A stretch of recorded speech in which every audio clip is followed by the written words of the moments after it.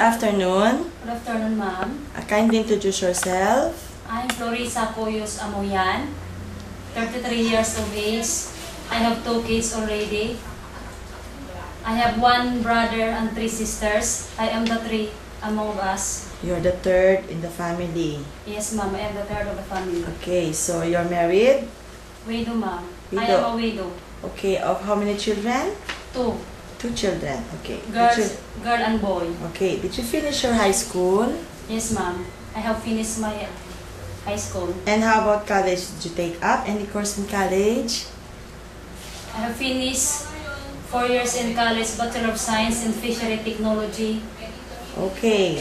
Do you have any experience working as a domestic helper abroad before? I have no experience, ma'am. Okay, but here in the Philippines? I have experience here in the Philippines, Where here in the Philippines? in the Cebu City, Cebu.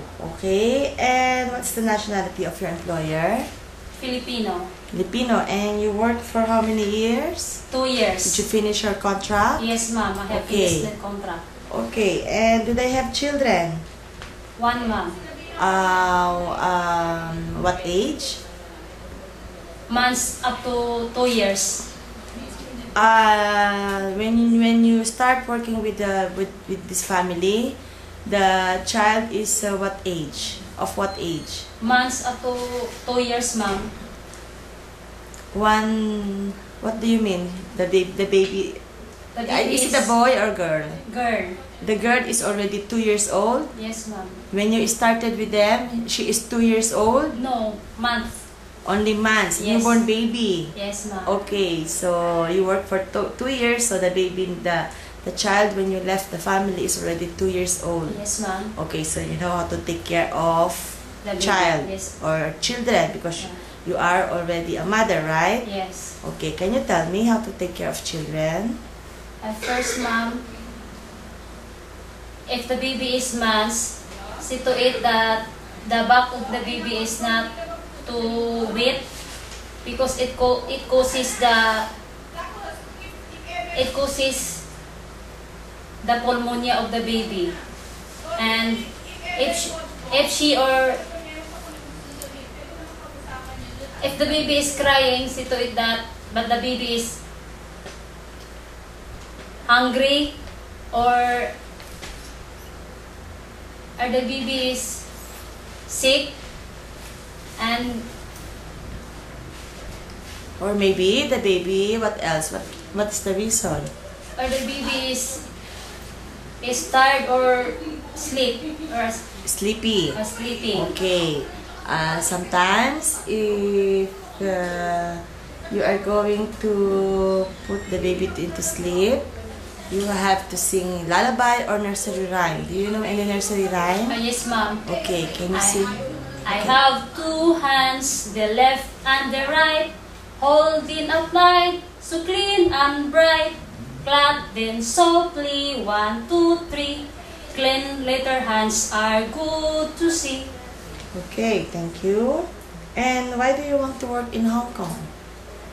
I want to work in Hong Kong, ma'am, because of to support my 2 kids for their financial needs.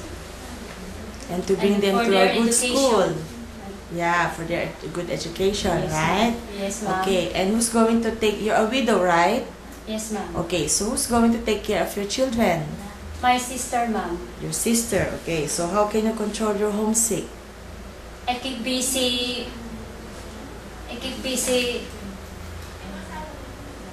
You will keep yourself busy. Yes, ma'am. I keep myself busy. And then, what else? Maybe you have day off, right? Yes, ma'am. So maybe you can go out for day off and get along with some friends. Yeah.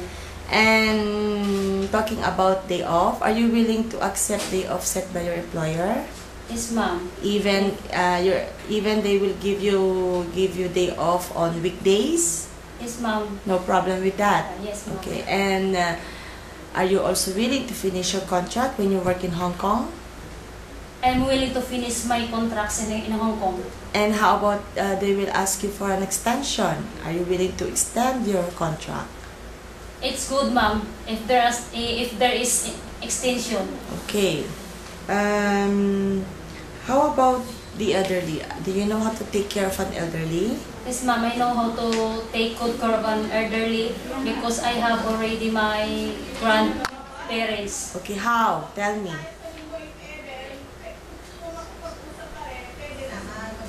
How can you take care of an elderly?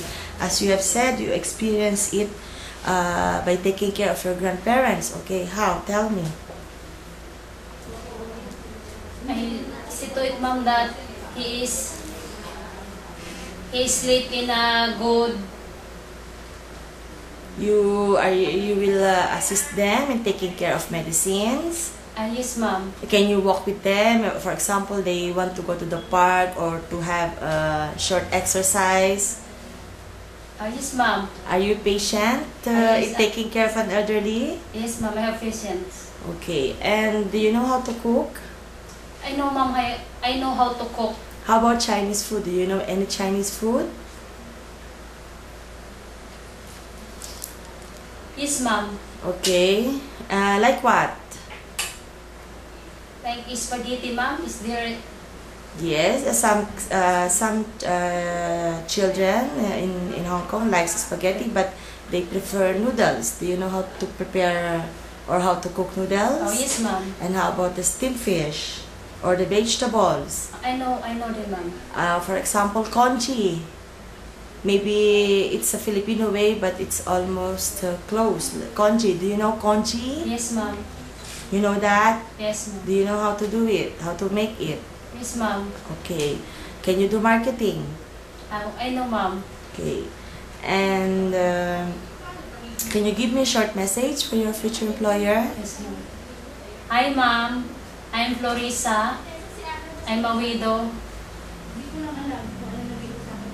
I am 2 kids already. Then I know how to take good care of the kids because I have already my 2 kids. And I know how to take good care of elderly.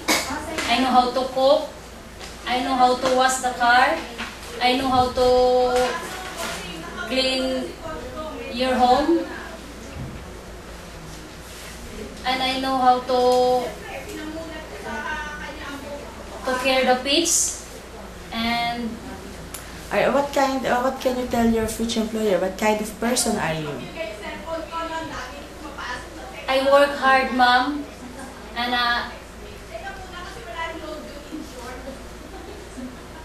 What else? You are a hardworking person. and What else? patience. I have patience. I have sincere, trustworthy. And I know how to deal with. And I know how to deal with people. Okay, thank you. And I'll give you one situation. What if you commit mistake to your employer? What are you going to do or what are you going to tell? I'm asking for her apology, ma'am. And You will ask her for her apology or you will ask an apology? And I ask and You will ask for an apology. yes, ma'am. Okay, and by saying what? Ma'am, I'm sorry. I cannot do it again. Okay. If you commit mistake, can you promise that you will not do it again? Yes, ma'am. Okay. And if you're going to work in Hong Kong, are you willing to obey the rules and regulations inside the house of your employer? Yes, ma'am. Can you ride a bicycle? Do you know how to ride a bicycle? Yes, ma'am. I know. Do you know? What kind of bicycle? The bicycle. Yes, I know. You know. And how about the pets? Do you know? Do you love pets? Yes, ma'am. What kind? Dog? Dog. Cat? You're not afraid of dog. No. Okay, because some Chinese people they love pets. Yes. And as you have said that you can wash the car. Yes. With your former employer, do they have a car? Yes, ma'am. Are you the one washing the car? Yes, How ma'am. many times you wash the car? Twice a week, ma'am. Okay. Oh, I think that will be all. Thank you. Thank you, ma'am.